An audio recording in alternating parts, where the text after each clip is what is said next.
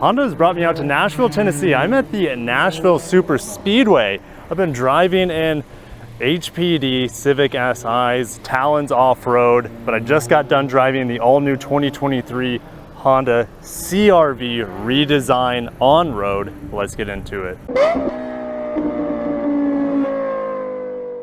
So the best-selling crossover in America since the late 90s is not the RAV4, it's this baby right here. This is the new CR-V from Honda.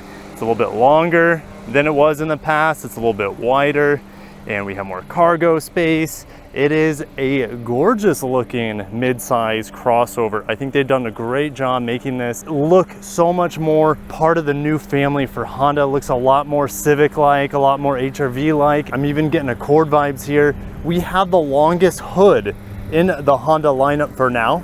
Honda said that that will change either with a new Pilot coming out this year or a new Accord. Which one, we don't quite know yet. We do know Pilot's coming out this year, but I do love how the headlights flow straight into the grille. We have this kind of glossy black grille here, huge Honda badge. You're gonna have, of course, radar cruise control.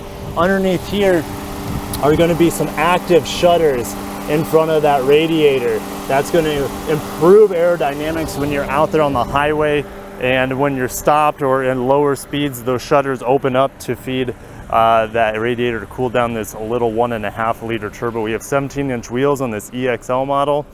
We have a longer wheelbase, over an inch longer compared to the previous model. We have chrome window bezel, which I typically don't like, but I do think it matches well with the wheels here. It doesn't look out of place. On the back, we have more LEDs going on, just like we did on the front, but the turn signals are the old school. You gotta have a little retro, right? We have this D-pillar taillight that has been synonymous with the CR-V. Looks great. I love the old school all-wheel drive badge that Honda had with the first generation CR-V all-wheel drive models. Open up the hatch, and this is just gonna surprise you guys. Look how much space is in here.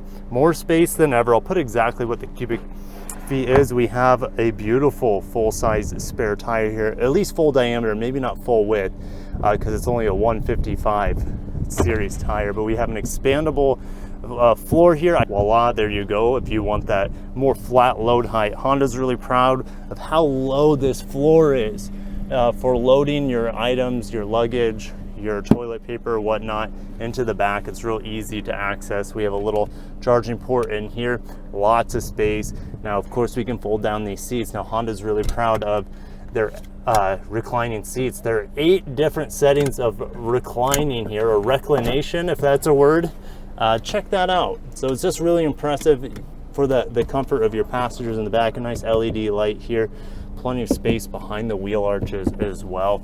I'm gonna close this, and Honda has made the most quiet power liftgate that I think I've ever heard. They're really proud of that as well. We're gonna get in the back seat.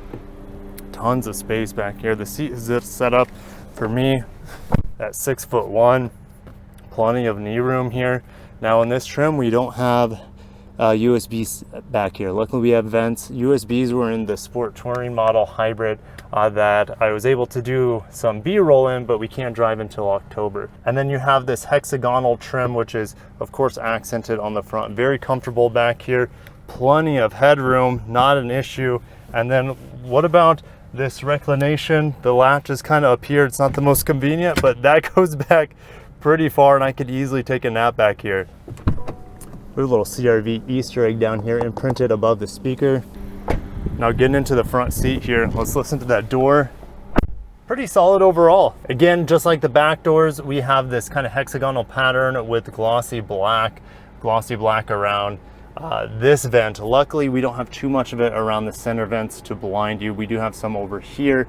We have some of this honeycomb grille that is very similar to the honeycomb grille we see in the new Civic. Same vents as the Civic, which I love the resistance of these guys. You hear that click?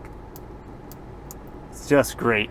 We have the clicky knobs here for climate control, heated seats on this model. We have a USB-C charger, USB-A for your devices for data. You also have this 9-inch touchscreen in here. Apple CarPlay Android Auto is going to be wireless. Love the steering wheel. It's taken right out of the Civic, and I'm happy with that because The high-end Civic steering wheels are phenomenal. Of course, we have all the Honda safety features here, like lane keep assist, radar cruise control, etc. Got to have that volume switch here on the steering wheel as well. Behind the steering wheel is a smaller MID. It's not fully digital. We have a physical speedometer here, which I'm fine with, and then we have a customizable digital display on the left. We also have a traditional shifter in here. Feels great. It's in the right position for my elbow to rest on the armrest. We also have different driving modes in this vehicle. We have downhill ascent control, automatic turn on and off or restart. You can disable that. Electronic parking brake. We have a wireless charger back here as well. I forgot to mention cup holders are sitting really low in here. So if you have a tall beverage in here, it's not going to get too much in your way to shift gears and whatnot. Opening this up, we have an adjustable storage piece here and no like 12 volt in here. So it's just a storage container and underneath the armrest. Sunglasses holder up top with a nice rubber insert. Sometimes this is felt, but I feel like this is a higher quality sunglass holder insert with a nice rubber feel to it. Auto dimming rear view mirror. Do we have lights in here? Yes. We have old school bulb in here for the vanity light, and we have a basic sunroof here. No panel roof option in the new CR-V. No cloth seats in this EXL model. These seats are, like I said, are heated, very comfortable, as you'll find out in my drive as well. Underneath the hood, we have shocks on each side. Inside, the engine compartment is a very small 1.5 liter turbo. We've seen this time and time again, but Honda's revised it just a little bit. Put a different turbocharger in there to increase responsiveness, to increase the torque availability over a wider rev range. We also have a revised CVT transmission in here that's supposed to be more responsive than ever before. 190 horsepower and 179 pound-feet of torque in this setup. We'll do a 0 to 60 to test its performance today. Honda plans on selling 50% of the new CR-Vs as the hybrid model, which has over 200 horsepower and around 240 pound-feet of torque. That is going to be the quickest and most fuel-efficient model. Of course, you can get this set up in the all-wheel drive system.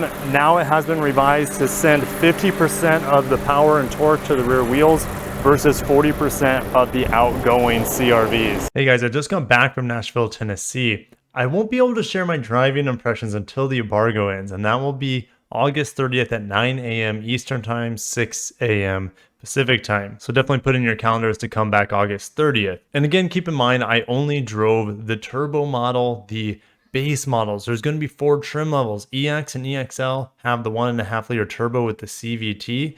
And then the Sport and the Sport Touring are the hybrids, more power. They look a little more aggressive. And those hybrid models I'll be driving in October. And I wouldn't be surprised if it's near the pilot reveal. So definitely stay tuned. Make sure you subscribe, hit the bell icon, not only for my driving impressions of this turbo model, but of the hybrid model later this year. Thank you guys so much for watching. Can't wait to share you my driving impressions of the new CR-V. Have a wonderful day. Take care of yourselves and the ones around you.